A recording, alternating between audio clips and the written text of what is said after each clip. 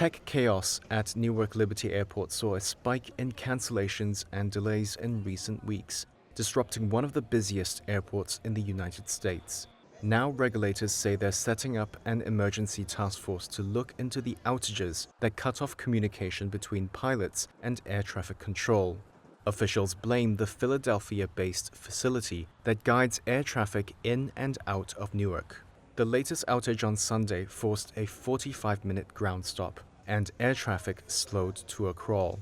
On Monday, U.S. Transport Chief Sean Duffy said creaking infrastructure is at the root of the problem. This system is so old that even if you have high-speed fiber information coming in to a TRACON or a tower, the equipment that we use is so old, the information has to be slowed down. It comes in too fast. It has to go at the speed of copper wires. My concern is that we could see other situations like this around the country because the system is old.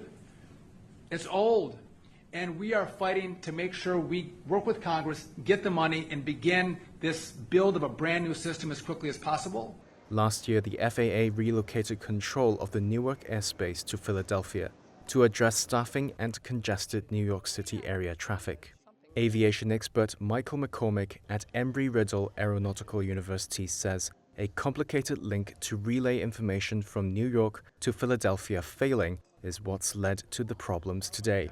So have a backup line put in place and increase the bandwidth of the available information between the New York TRACON and the Philadelphia Approach Control, which they're in the process of doing.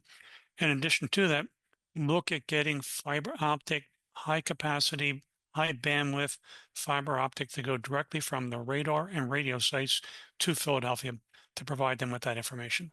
Right now, the FAA is about 3,500 air traffic controllers below targeted staffing levels, and McCormick points to further staffing woes at the Philadelphia facility.